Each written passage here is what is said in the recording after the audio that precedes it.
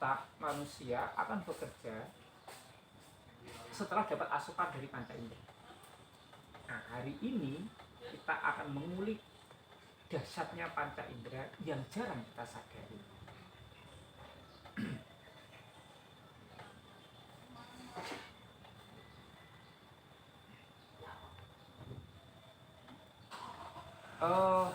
Secara umum manusia menggunakan panca indera secara otomatis, monoton dan seperti agak abai dengan kedahsyatannya. Sehingga delok ya memdelok, ngrungokke ya ngrungokke gitu loh Mas. Yeah. Tidak terkecuali kita, termasuk saya.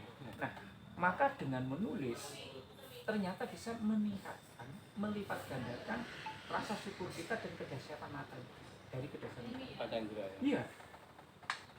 Nah, dan ternyata pemahaman kasar saya ini dulunya aku kurang yakin, setelah ikut NLP baru terkonfirmasi bahwa program otak manusia itu dipengaruhi oleh kinerja indera. Ternyata gitu. Karena asupan otak itu dari panca indera, Mas. Otak itu tidak langsung bisa mendapatkan input dari sekitar kalau tidak dibantu batalion-batalion yang dipimpin oleh panca indera gitu, Mas. Nah, panca indera itu ternyata juga menggerakkan sel, hormon dan saraf. Nah, menurut penelitian ternyata dalam 1 menit itu mata manusia mampu menerjemahkan yang sewu, kata penelitian itu ya, jutaan warna. Jutaan? Saya ngomong peneliti loh Mas, ya, bukan saya loh. Nah, artinya mata sedahsyat itu mosok ora iso digo bantu kita nulis puisi? Itu pertanyaan saya. Karena dulu aku nulis puisi bingung Mas, kok yo iku wae. Nulisnya tentang keindahan alam, tentang rasa perih, sengsara gitu kan, tentang senja. Itu kan juga stimuli pengaruh dari apa yang kita rasakan gitu. Betul. Maka pertanyaan saya, kalau urip aja pakai panca indera ngapain puisi? Tidak bisa. Setelah apa tadi yang pakai panca indera? urip saja, urip. Hidup dalam kita menikmati hidup aja itu pakai panca indera. Kenapa puisi tidak bisa? Harusnya lebih bisa dong, karena puisi adalah bagian dari kehidupan. Itu pertanyaan saya. Akhirnya saya ngulik dan terpilah. Nah, maka di dalam NLP cara manusia belajar dikategorikan menjadi 4. Yang pertama visual, yaitu lewat indera penglihatan, auditori pendengaran, kemudian kinestetik, perabaan, perasaan, dan penciuman. Itu masuk ke situ. Kinestetik. Ya, kinestetik itu malah meliputi 3 hal itu. Penciuman, perabaan, pencecapan. Nah, kemudian yang keempat itu digital. Digital tuh bahasa kerennya tuh gini loh Mas, multitasking. Jadi dia melihat sambil bergerak. Nah, itu namanya multitasking. Itu digital. Jadi digital itu memang gabungan, tidak khusus ada orang yang belajarnya di digital nggak bisa. Jadi auditory digital, kinestetik digital, terus visual digital. Dan itu 4 kategori ini itu dicetuskan sebelum dahsyatnya dunia medsos. Artinya penemunya itu selangkah atau 2 langkah lebih maju dari kenyataan saat itu. Sudah bisa mungkin memprediksi ya. Nah, kemungkinan ke depan. Betul. Seperti Alvin Toffler itu kan menulis buku tentang gelombang peradaban itu kan kalau nggak salah 1980-an. Yeah. Tetapi dia sudah ngomong waktu itu nanti akan ada gelombang ketiga. Gelombang ketiga itu ketika televisi, koran, kemudian waktu itu adalah radio. Radio semacam itu akan mempengaruhi orang berpikir kehidupan manusia. Sekarang itu namanya peradaban keempat. Ketika radio TV sudah digilas oleh gadget. Tapi disebut futurolog ya? Ya, futurolog waktu itu. Tapi saya terus terang hanya membaca itu perkiraannya yang ketiga, gelombang ketiga. Gelombang keempat itu justru saya yakin dari buku terakhirnya Stephen Covey yang berjudul Sinergi. Setelah Seven Habit, kemudian dia Eight Habit, yang terakhir itu buku tentang sinergi. Nah, baru aku ingat, oh kalau gelombang ketiga gitu, waktu itu Aklin Toffler sempat ngomong nanti gelombang keempat itu lebih dahsyat. Nah ternyata terjawab dengan gadget ini. Televisi nggak ada apa-apanya toh dengan gadget. Nah ternyata Mas, ketika kita bisa memaksimalkan fungsi panca indera atau cerdas menggunakan fungsi panca indera, kita nggak akan kelentir, nggak akan kelelep, misalnya nggak akan ke bawah arus. Justru kita bisa menari di atas gelombang arus. Itu loh yang ingin katakan.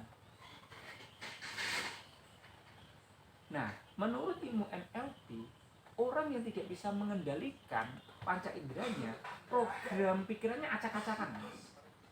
Dan itu nanti menghasilkan penyakit psikosomatis berupa stres, depresi, frustasi, stroke. Stroke itu sebenarnya itu penyakit psikosomatis. Kemudian apa Mas? Saya kayak Muhammad Ali itu Parkinson. Penyakit itu dari psikosomatis. Kebantaran pikir itu ternyata bisa lambung juga kan. Nah, itu kalau menurut ilmu NLP awalnya dari ketidakmampuan kita mengendalikan atau memfungsikan secara baik panca indera loh. Lho nek urip nganti ngono nganggo panca indera iso ngono kok. Mosok puisi gak iso nganggo panca indera. Dan ini kaitannya ke plagiasi. Sebuah hal yang sangat haram dan menjijikkan bagi para penulis atau seniman adalah plagiat. Plagiasi itu muncul karena orangnya plagiasi aksinya, aktivitasnya. Itu muncul karena apa? Mereka berebut ide besar. Ketika kamu puisinya tentang humanisme, lah wong sing nulis puisi tentang humanisme berjuta-juta. Akhirnya kan karena bingung ki kepiye ngurekan, ana apik dicuplek. Paham ya arahnya? Kemudian setelah berebut ide besar, kemudian mereka ngotot melengkapi dengan pesan moral yang mulia, tambah plagiat. Dan ini pesan moral terlalu mulia ini Mas, tak ya dalile kuwi-kuwi tok toh. Padahal salah satu ilmuwan mikroorganisme ngomong, Tuhan ada dalam detail. Karena apa? Dia meneliti detail sampai sel, sampai mikrosel, ketemu dia, Tuhan itu ada dalam detail. Semakin kamu mendetailkan, mengamati secara detail, semakin menemukan Tuhan. Iya jauh. Gitu loh. Nah dari situ Mas, aku baca itu waktu kuliah apa. Nah dari situ aku berpikir, kudune sok nek aku maksudnya ben aku ki diakui sebagai seniman yang bagus, kudune aku masuknya ke detail. Maka alhamdulillah pelan-pelan terbukti. Pertama itu lewat karya Romo Mangunwijaya. Dia bukunya tipis tak, isinya nggak muluk-muluk, tapi membuat hati kita bergetar. Apa burung mayat? Bukan, malah justru yang Mas, isi. Isinya itu tentang mata, telinga, hidung, mulut, tangan. Judulnya menurut mata. Judulnya kan pelan, santun, tapi aku bergetar. Loh bukunya bertahun-tahun tak beli di Gramedia nggak muncul lagi. Bukuku di Silesok lali. Ata dan Mas Arif yang saya sampaikan adalah dengan kita mengurai fungsi detail panca indera saja, itu bisa jadi ratusan puisi yang kemungkinan Anda tidak akan terjangkit plagiasi karena rata-rata puisi itu ngomong ide besar Mas, ide ketuhanan, humanisme, kritik sosial. Tetapi kita gak bisa detail ini. Yang kedua, yang tidak kalah penting adalah kamu menulis sesuatu berdasarkan fungsi panca indera secara detail. Nanti enggak, panca indera dulu pelan-pelan sehat. Ini mas, efek apa ya? Efek besar yang orang disadari oleh banyak penulis. Apakah ini terbukti? Ini Mbak Oli saksinya. Ada puluhan yang ikut kelas kami, baik yang cerpen maupun puisi maupun yang kelas lainnya. Akhirnya mas, ngomong, coach aku lagi mewek, jangan dipaksa nulis cepet ya. Lah kenapa bun? Baru sekarang aku ngerti, ternyata aku lo nggak pernah bersyukur secara detail. Ternyata nikmat ya bersyukur secara detail. Gini loh rasanya syukur beneran.